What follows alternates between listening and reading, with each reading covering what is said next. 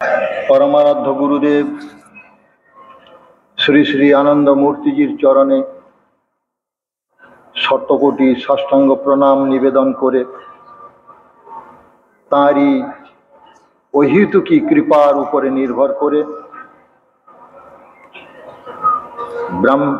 प्रारब्ध कर्म और ब्राह्मी कृपा एर उपरे सामान्य आलोकपात करब।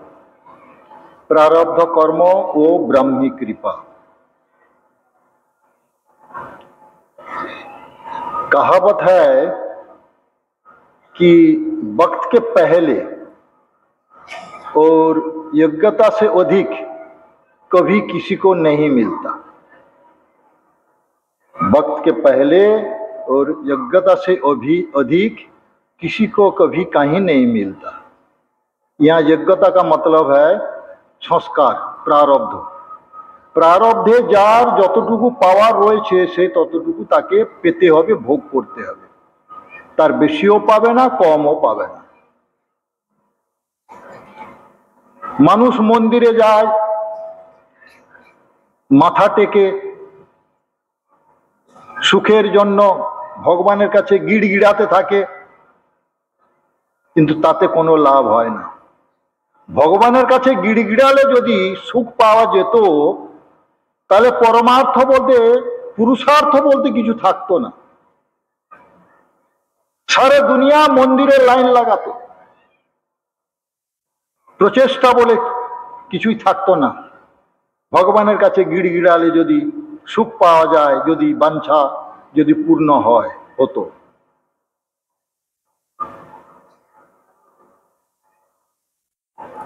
শ্লোকে রয়েছে সুখস্য দুঃখস্য ন কোপি দাতা পর দদাতি ইতি কুবুদ্ধিরেষা অহং করমি ইতি বৃথা অভিমান স্বকৃতি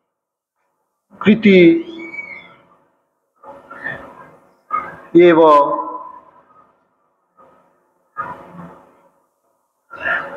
ये लोका। मतलब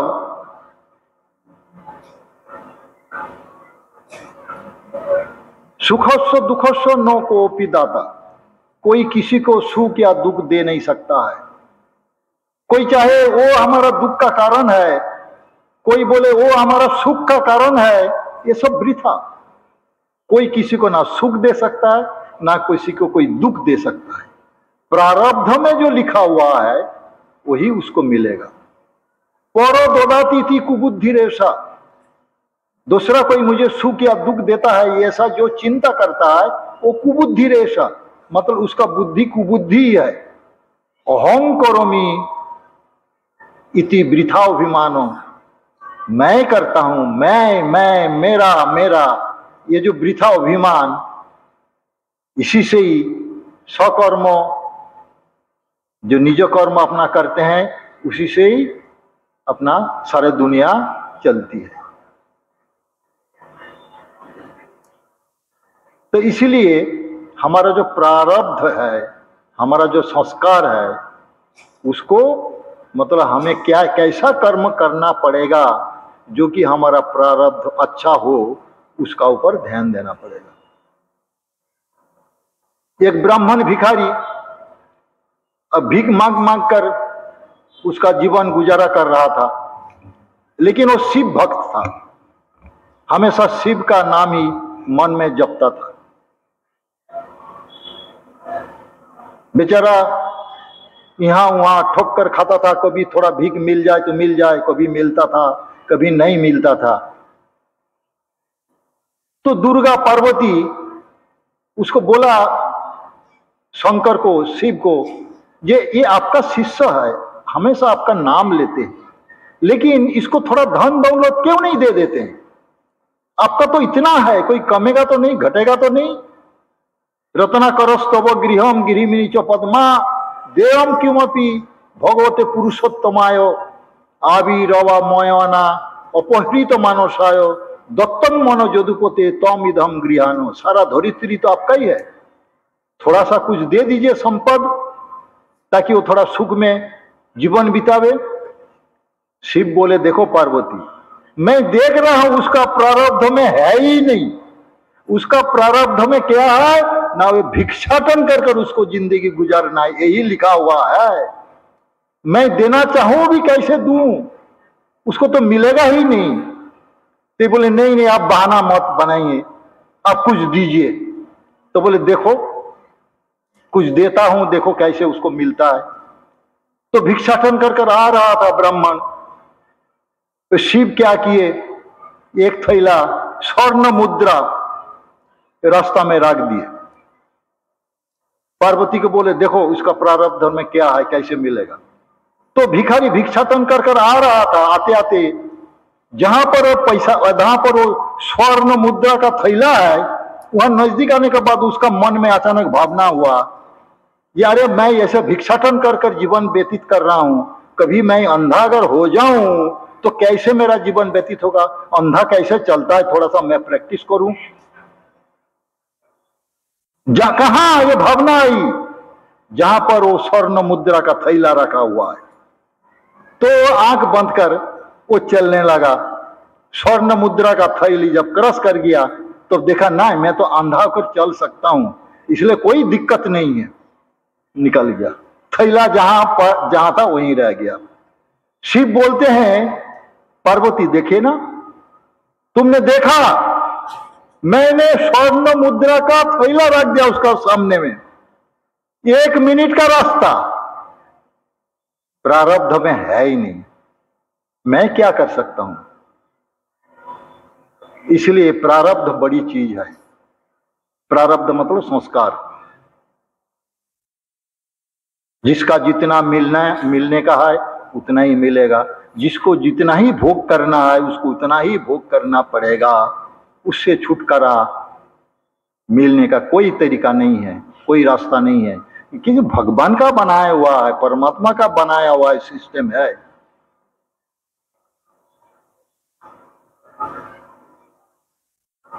तो मनुष्य को क्या करना चाहिए, अपना प्रारब्ध कैसे अच्छा हो उसका बारे में चिंतन करना चाहिए, उसी मुताबिक उसको कर्म करना चाहिए। हम जानते हैं शुभ कर्म का शुभ फल, अशुभ कर्म का अशुभ फल। और पुण्य भोगे मान सुख भोगे द्वारा पुण्य भोग है, और पाप दुख भोगे द्वारा क्षय है। पुण्य सुख भोगे द्वारा क्षय है, और पाप दुख भोगे द्वारा क्षय है। पुण्य करले स्वर्ग प्राप्ति होबे।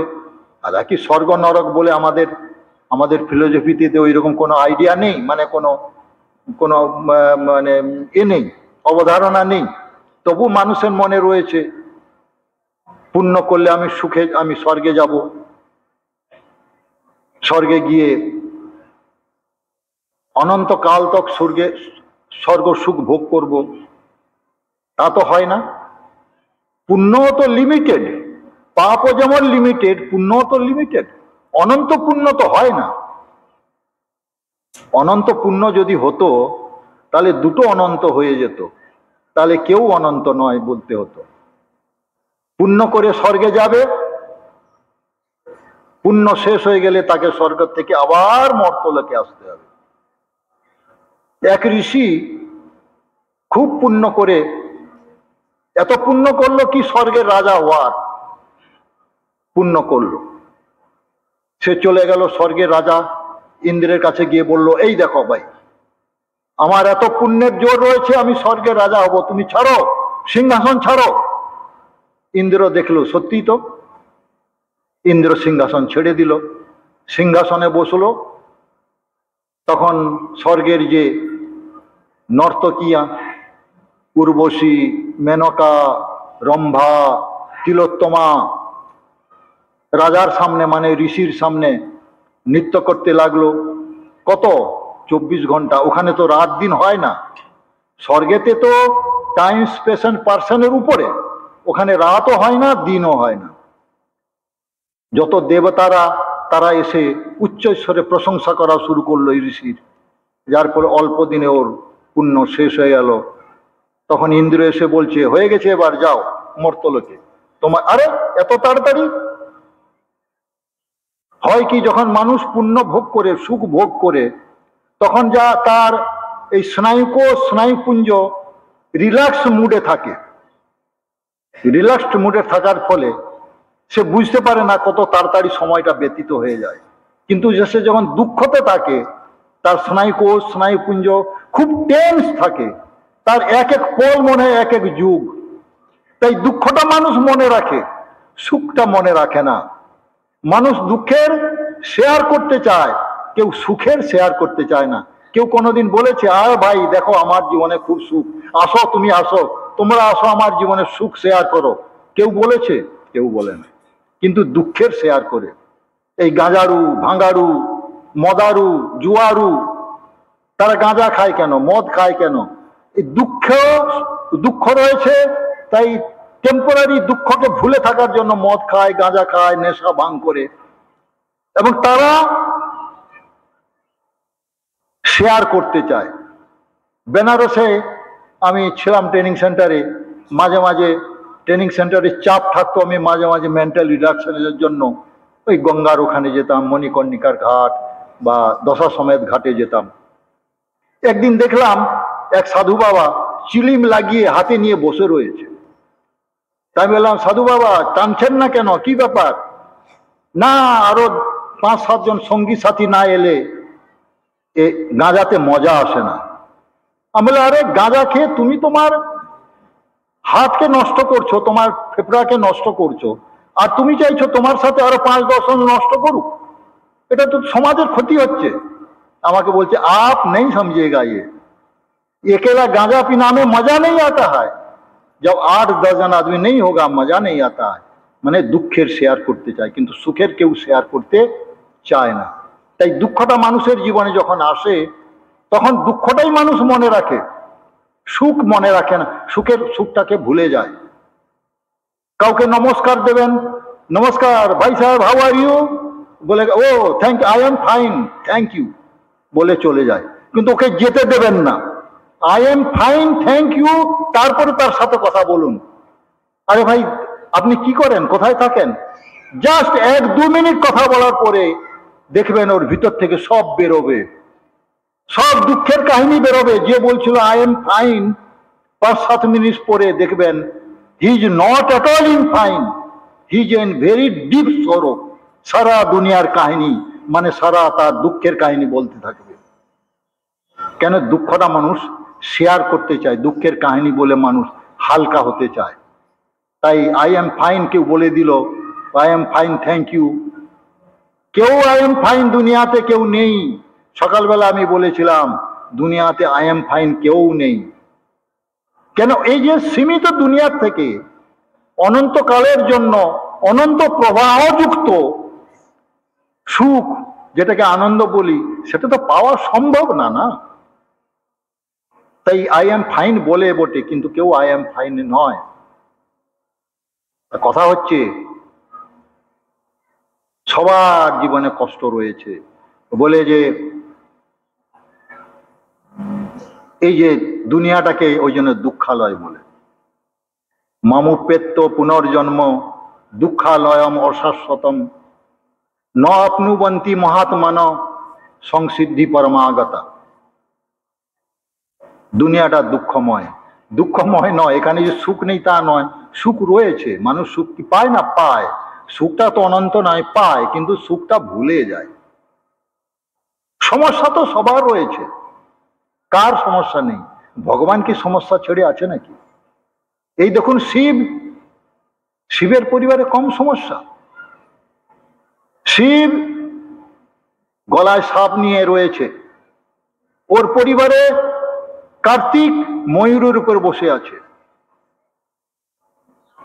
ময়ূরটা সবসময় সাপের দিকে তাকিয়ে আছে, কখন গলা থেকে সাপটা নামবে আমি খাবো। কত বড় তাকে শিবকে ম্যানেজ করতে হচ্ছে, কত বড় সমস্যা। শুধু কি তাই, গণেশ বসে রয়েছে যার উপরে, সাপ গলা থেকে দেখছে, চুহা মানে ইঁদুরের দিকে তাকিয়ে রয়েছে, কখন কে গণেশ সরে যাবে আমি ইঁদুরটাকে খাবো। সাপের সাথে ইঁদুরের দ্বন্দ্ব রয়েছে, শিবকে ম্যানেজ করতে হচ্ছে। শিবের কি কম সমস্যা? শিবের মাথায় বসে রয়েছে গঙ্গা, নিচে রয়েছে পার্বতী, দুই সতীনের মধ্যে সবসময় ঝগড়া হয়, সবাই জানে। বলে গঙ্গাকে মাথায় তুলে রেখেছে, কিন্তু শিবকে ম্যানেজ করতে হচ্ছে, দুই সতীনের ঝগড়াকে ম্যানেজ করতে হচ্ছে। শুধু কি তাই, শিবের বাহনকে নন্দী মানে ষাঁড় মানে অক্স, আর দুর্গা কার উপরে শিব পার্বতী কার উপরে বসে আছে? লায়নের উপরে। লায়ন সব সময় দেখছে যে শিব কখন নন্দীকে ফ্রি করবে, আমি খেতে পারবো। কত বড় সমস্যা দেখুন তোর পরিবারে। ভগবান শিব, শুধু কি তাই, তার ব্যক্তিগত সমস্যা দেখুন, কণ্ঠেতে বিষ রেখেছে, গিলতেও পারছে না, গিললে নিজে মরবে, আর ফেলতেও পারছে না, তাতে দুনিয়া নষ্ট হবে। বেচারা ঢোক গিলতে পারে না, চুপচাপ এখানে বিষ নিয়ে দাঁড়িয়ে রয়েছে। কম সমস্যা শিবের? সমস্যা সবার রয়েছে। ভগবানের পরিবারে যদি এত সমস্যা থাকে, আমরা তো মানুষ। এই বিষ্ণু দেখুন শুয়ে রয়েছে সাগরের উপরে, সাগরের কখন ঢেউ উঠবে, কখন ভাসিয়ে নিয়ে যাবে, বেচারা টেনশনে থাকে। তার মাথার উপরে পাঁচটা সাপ এরকম করে রয়েছে, কখন যে ছবল মারবে, ও বেচারা নিদ্রা শান্তিতে ঘুমোতেই পারে না, ওর টেনশন। ওর ছেলে কামদেব সারা দুনিয়াকে পরেশান করে মারছে, সারা দুনিয়াকে সবাই কামদেবকে ডাকে, কিন্তু কামদেব এসে গেলে কামদেবকে আর ছাড়তে পারে না, আর কামদেব সারা দুনিয়াকে পরেশান করে রেখেছে। মানুষ যতক্ষণ পর্যন্ত তার দেহ ভস্মীভূত হয়ে ছাই না হয়ে যাচ্ছে, ততক্ষণ পর্যন্ত সে কামদেবের হাত থেকে রক্ষা পাওয়ার কোনো উপায় নেই। বিষ্ণুর পরিবারে তো অশান্তি, সমস্যা সবাই রয়েছে, কিন্তু তাই আমরা মানুষ, আমাদের কি সমস্যা থাকবে না? থাকবে। কেন সমস্যা কেন আসে, দুঃখ কেন আসে? ওই যে প্রারব্ধ, আর প্রারব্ধকে ভোগ না করা পর্যন্ত কোনো উপায় নেই, আপনাকে ভোগ করতেই হবে। ওই বলে জবন্য ক্ষীয়তে কর্ম শুভাঞ্চা শুভমে বচ তাবৎ ন যায়তে মোক্ষ নিনাম কল্প সুতৈরপি যথা লৌহময়ী পাশই পাশ স্বর্ণই ময়ূরপি তথা বদ্ধ ভবে জীব কর্মাভিশ্বা শুভই শুভই। শুভ কর্ম হোক कि अशुभ कर्म हो, भोगना ही पड़ेगा, क्षय करना ही पड़ेगा, नहीं तो उससे कोई निस्तार नहीं है। ना भोक्तुम क्षीयते कर्म कल्पकोटि शतैरपि अवश्यमेव भोक्तव्यम कृतम कर्म शुभाशुभम। भोग करना पड़ेगा, लेकिन आशा क्या है? आशा यह है कि आप कितना भी जन्म जन्मांतर का आपका पाप हो ना क्यों, प्रारब्ध रहे ना क्यों, आप इसी मनुष्य जन्म में साधना का निष्ठा का साथ और कीर्तन का साथ उसको मनुष्य जन्म में आप भोग कर सकते हैं। एक ही जन्म में आप उसको क्षय कर सकते हैं। इसलिए तो मनुष्य को जन्म को दुर्लभ जन्म कहा गया। इसलिए तो मनुष्य जन्म पाने के लिए ये जितना देव जोनी है, प्रकृति लीन विदेही लीन गंधर्व जक्ष सब तरसते रहते हैं मनुष्य जोनी पाने के लिए, लेकिन मनुष्य जोनी जब मनुष्य शरीर जब तक नहीं पाएगा तब तक उसको मोक्ष मुक्ति मिलना संभव नहीं है। अरे स्वर्ग का देवता लोग भी हमेशा तरसते रहते हैं, सोचते हैं कि अरे स्वर्ग में तो महा आनंद में है। अरे अमर होता है, अमर होने का एक तो विडंबना है, कभी मर नहीं सकता है। अब दिन रात उसका ना दिन है ना रात है, हमेशा बस उजाला उजाला ही है। अब बेचारा मर भी नहीं सकता है, अमर है, और जीते जीते परेशान है, कितना जिएगा जी। असुर दैत्य लोग जब स्वर्ग को अटैक करता है और देवता लोग को पीटने के लिए मारने के लिए जब खेदड़ता है, तो त्राहिमाम कर कर ब्रह्मा का पास दौड़ता है, शिव जी का पास जाते हैं, मुझे बचाइए, हम लोग को बचाइए, ये असुर जो है हमारा स्वर्ग को अधिकार कर लिया, हम लोग को मारने के लिए खिदाड़ रहा है। ब्रह्मा बोलते अरे डर किसी का, क्यों तुम लोग डरते हो जी, तुम लोग तो अमर हो, तुम लोग तो मार नहीं सकता है, मृत्यु तो तुम लोग का है नहीं, तो काहे डर से भाग रहे हो। बोले ब्रह्मा जी यही तो विडंबना है, वो मारते रहेगा अनंत काल तक, और अनंत काल तक हम वो पिटाई सहते रहेंगे। अगर मृत्यु होता मारता मर जाते, खत्म बात, लेकिन वो मारते रहेगा अनंत काल तक, अनंत काल तक हम वो पिटाई का दुख भोग करते, यही तो विडंबना है। स्वर्ग में देवता लोग भी चाहता है कि मनुष्य जन्म में आने के लिए, क्योंकि बिना मनुष्य जन्म ये प्रारब्ध व किसी प्रकार संस्कार भोग कर मोक्ष मुक्ति पाना संभव नहीं है, इसलिए मनुष्य जन्म को दुर्लभ जन्म कहा जाता है। तो ये हम लोग के लिए एक सुकून है, एक शांति का एक पैगंबर है क्या ना। इस जीवन में अगर हम साधना ठीक से करें, कीर्तन ठीक से करें, साधना का निष्ठा से हमारा कितना पुराना संस्कार होना क्यों, कितना सालों का संस्कार होना क्यों, हम क्षय कर सकते हैं। और एक आशा की वाणी है, आशा की वाणी नहीं सच है, ब्रह्म भाव में जितना ही हम आत्मसमर्पण जितना करेंगे, जितना ज्यादा करेंगे, उतना जल्दी हमारा प्रारब्ध क्षय होगा। लेकिन हाँ, भोग का तीव्रता बढ़ सकता है, जल्दी क्षय होगा ना, भोग का तीव्रता बढ़ सकता है। पेड़ में फल लगा हुआ है, नेचुरल प्रोसेस में फल पकेगा, गिरेगा एक दो कर, लेकिन वो पेड़ को आप जोर से अगर ऐसे ही झटका लगाइएगा टप टप टप टप तो फल गिरने लगेगा। इसलिए भोग करने का तीव्रता ज्यादा हो सकता है, लेकिन जितना ही ज्यादा हम आत्मसमर्पण करेंगे परम ब्रह्म का पद में, चरण में, उतना ही जल्दी हमारा संस्कार क्षय होगा, प्रारब्ध क्षय होगा। तो ये रास्ता खुला हुआ है, रास्ता खुला हुआ है, हमें रास्ता पर चलना पड़ेगा। इसलिए मायूस नहीं होना है कि अरे भाई प्रारब्ध है, इसको कैसे अब भोग करते रहेंगे, दुख भोग करते रहेंगे जिंदगी भर। नहीं, परमात्मा ने रास्ता खुल कर रखे हैं। तुम साधन भजन करो, निष्ठा का साथ कीर्तन करो, निष्ठा का साथ साधना करो, ब्रह्म भाव में ज्यादा से ज्यादा आत्मसमर्पण करो, तो तुम्हारा जल्दी जल्दी ये संस्कार प्रारब्ध खत्म होगा। इसी जन्म में तुम मोक्ष मुक्ति तुम मिल सकता है, ये गारंटी है।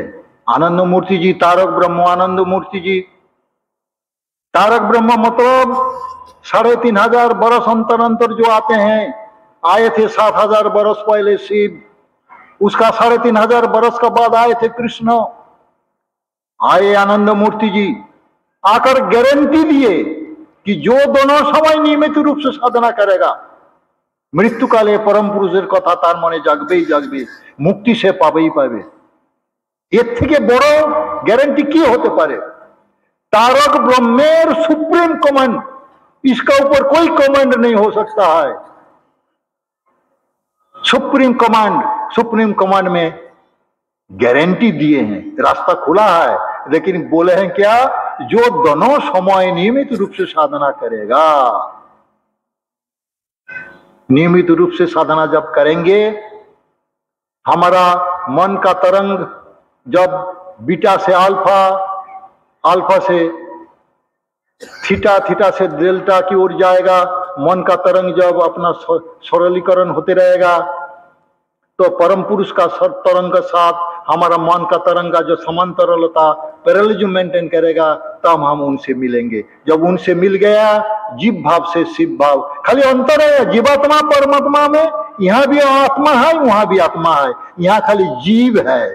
तो जीव को हटा देना पड़ेगा, मतलब परम पुरुष की भावना लेकर जीव को हटा देने से परमात्मा में आत्मा मिल सकता है। ये छोड़कर दूसरा कोई उपाय है नहीं। लेकिन बात यह है, ये जो प्रारब्ध ये कभी कभी मंदा मतलब निर्बल प्रारब्ध होता है। निर्बल मतलब बहुत दुख कम आता है। मान लीजिए किसी को बुखार आया, बुखार में अपना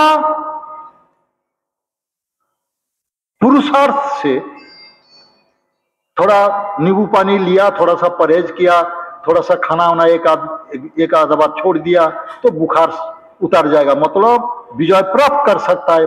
प्रारब्ध अगर मंद होगा, निर्बल होगा, लेकिन प्रारब्ध अगर मध्यम हो, उससे थोड़ा ज्यादा शक्तिशाली हो, तब अपना मनुष्य जो अपना प्रचेष्टा से, अपना पुरुषार्थों से उससे विजय प्राप्त नहीं कर सकता है, उसको भगवान का ऊपर डिपेंड करना पड़ेगा। उनकी कृपा चाहिए, भगवान का प्रति उनका श्रद्धा, भगवान का प्रति उनका विश्वास चाहिए।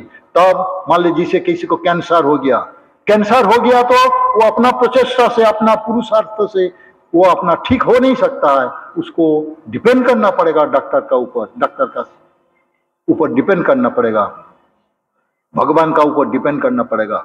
अगर पुरुषार्थ अगर प्रबल हो जाए तब तो उसका प्रारब्ध अगर प्रबल हो जाए तब तो पुरुषार्थ का कोई काम नहीं करेगा, अपना प्रचेष्टा कोई काम नहीं करेगा। अब दरिया में चल रहे हैं, झड़ तूफान आया, नाव डोल रहा है, नाव डूबने का है, वहां क्या कीजिएगा? आपको कोई प्रचेष्टा कम करेगा? कोई पुरुषार्थ कम करेगा? कोई पुरुषार्थ कम नहीं करेगा। खाली एक हाथ उठाना छोड़कर उनका बिना नाम, यदि अगर आपको पार कर सकता है तो उनकी नाम ही पार कर सकता है। हे भगवान, बचाने वाले तुम, मारने वाले तुम तो अभी बचाओ। हद, जब अगर उनका मर्जी हो, बचाता है, बाँच जाते हैं तो अच्छा है, अब बाँचते अगर मर भी जाते हैं तो उनका नाम लेते लेते मरे, तो जादृषि भावना जोसो सिद्धिर भवती तादृषि, दोनों में ही फायदा है। लेकिन प्रबल अगर हो, खबर मिला कि वो अभी भूमिकंप हो रहा है, भूमिकंप आ रहा है, अब कहां भागिएगा? आपका कोई पुरुषार्थ कोई काम नहीं करेगा, आपका प्रचेष्टा कोई काम नहीं करेगा, वहां हाथ उठाना ही पड़ेगा।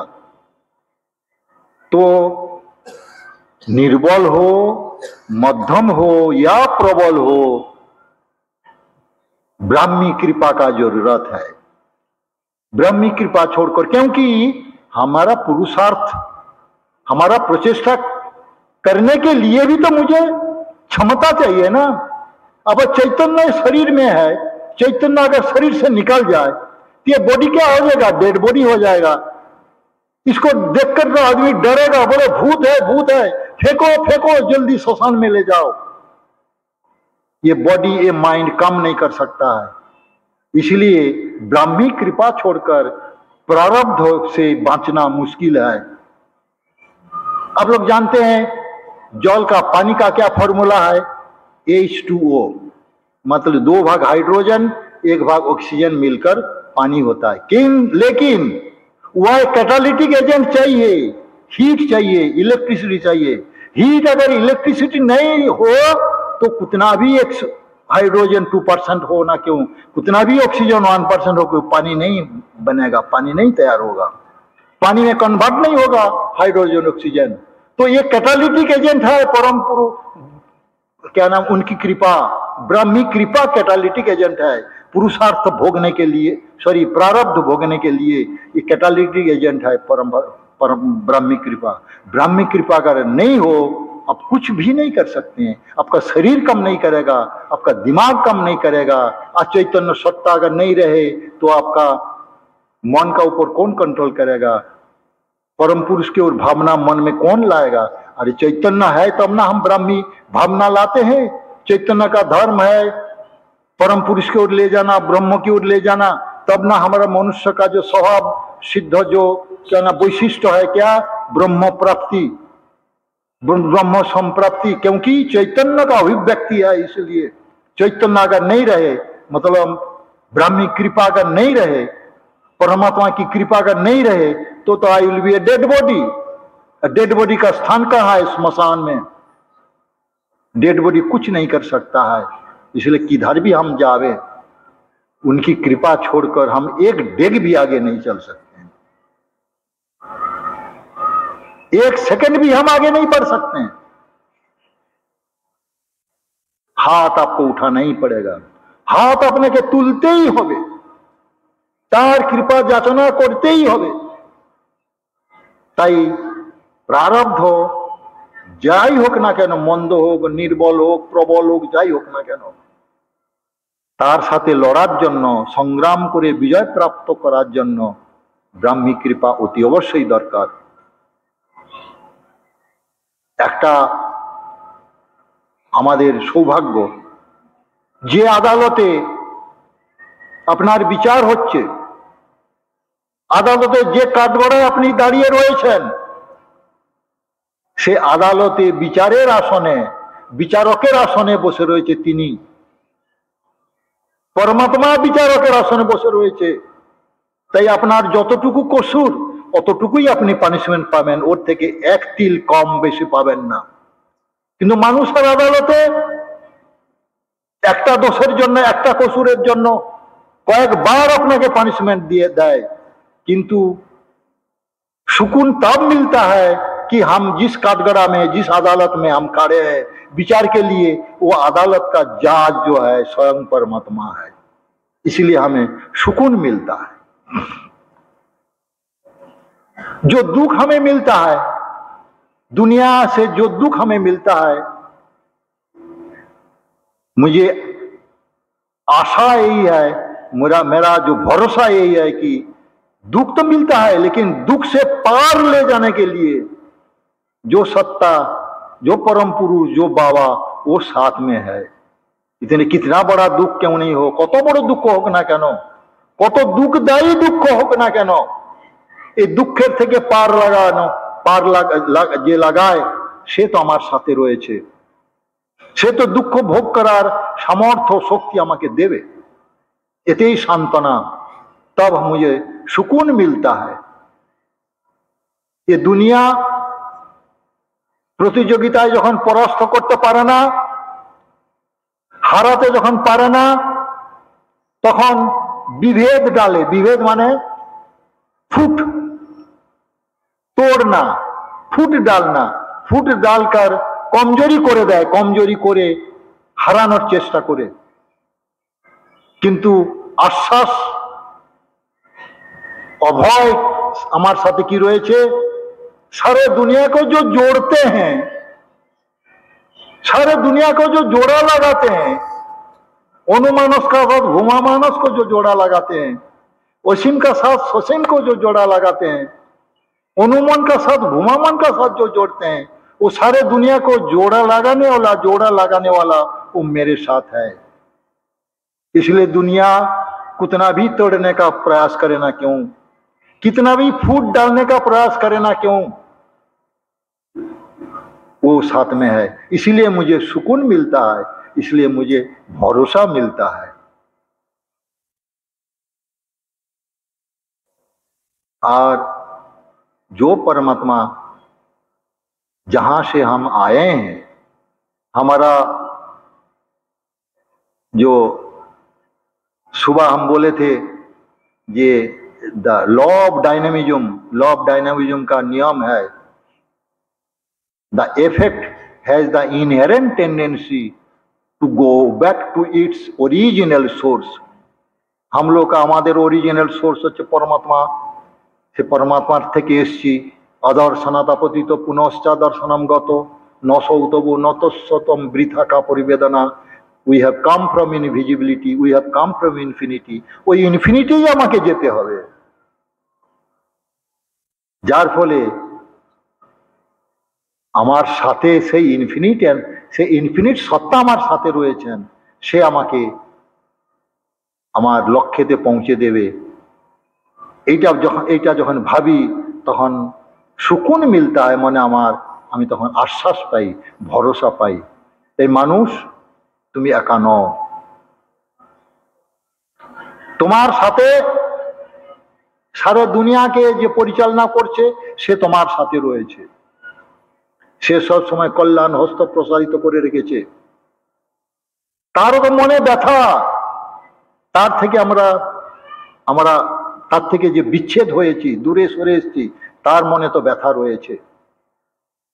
সে তো অনন্ত সত্তা, যদিও বিচ্ছেদ মানে জাগতিক লেভেলে দেখি আমরা বিচ্ছেদে রয়েছে, কিন্তু বিচ্ছেদটা তো আর বিচ্ছেদ তো অ্যাকচুয়ালি ট্রু সেন্সে, আধ্যাত্মিকতা সেন্সে তো বিচ্ছেদ নাই।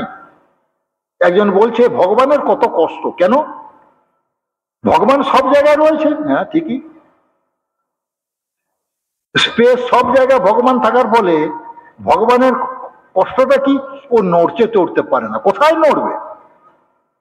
আর যেদিকে নড়বে সে তো ভগবান। আমি নড়ছি কেন? স্পেসটা খালি রয়েছে বলে আমি এইদিকে নড়তে পারছি, ওইদিকে নড়তে পারছি, কিন্তু ভগবান নড়তে চড়তে পারে না। কেন? সব জায়গাতে তো ভগবান।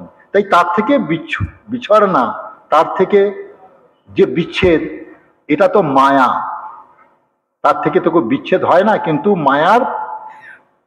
মায়ার জালে পড়ে আমরা ভাবি আমার অহংকার, তার মাঝখানে একটা পর্দা ঢেলে দিয়েছে পরমাত্মা জীবাত্মা, ভূমামন অনুমন, অসীম সসীম পর্দা ঢেলে দিয়েছে বলে আমরা সেই দুঃখ ভোগ করি।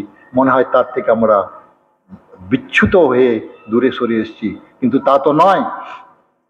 তাই সে কল্যাণ হস্ত সবসময় প্রসারিত করে রেখেছে যে আমার সন্তান সন্ততি আমার কোলে আসুক। ভগবানের এই একটা মাত্র ইচ্ছা, বাবার এই একটা মাত্র ইচ্ছা, পরম পুরুষের এই একটা মাত্র ইচ্ছা। মানুষের অনেক ডিজায়ার থাকে, মানুষের অনেক কামনা বাসনা থাকে, কিন্তু ভগবানের কোনো কামনা বাসনা নেই। ভগবানের একটাই কামনা, একটাই ইচ্ছা, একটাই বাসনা, কি আমার সন্তান সন্ততি আমার কোল ছাড়া হয়ে যারা দূরে রয়েছে, ত্রিতাপ জ্বালায় যারা ভুগছে, তারা সব আমার কোলে আসুক। তাই সারা দুনিয়াকে যিনি পরিচালনা করছেন, তার শুভচিন্তা যখন আমাদের সাথে আছে, সারে দুনিয়াকে যিনি পালন করছেন, সারে দুনিয়ার যিনি সংহারকর্তা, সারে দুনিয়ার যিনি সৃষ্টিকর্তা, তিনি যখন সাথে রয়েছেন, সর্বশক্তিমান যখন সাথে রয়েছেন, এইটাই আমাদের ভরসা, এইটাই আমাদের আশা, এইটাই আমাদের সহায়, এইটাই আমাদের সম্বল। তাই তার কৃপা মানে ব্রাহ্মিক কৃপা ছাড়া আমি প্রারব্ধ হাত থেকে বাঁচতে পারি না। তাই প্রারব্ধকে শেষ করতে গেলে, প্রারব্ধকে ভোগ করতে গেলে, প্রারব্ধকে ক্ষয় করতে গেলে ক্যাটালিটিক এজেন্ট, যেমন হিট বা ইলেকট্রিসিটি ছাড়া হাইড্রোজেন অক্সিজেনে মিলে জল হয় না, সেই ক্যাটালিটিক এজেন্ট পরম পুরুষের কৃপা সবসময় সাথে রয়েছে। আমরা খালি আমাদের হাত উঠাতে হবে, সারেন্ডার করতে হবে, তাহলে এগিয়ে যেতে আমরা পারবো এবং আমরা আমাদের অন্তিম লক্ষ্য, আমাদের জীবনের যে লক্ষ্য, জীবনের যে চরম লক্ষ্য সামাম্বনা পাওয়ার লাই, আমরা ওখানে পৌঁছতে পারবো। পরমপিতা বাবা কি জয়।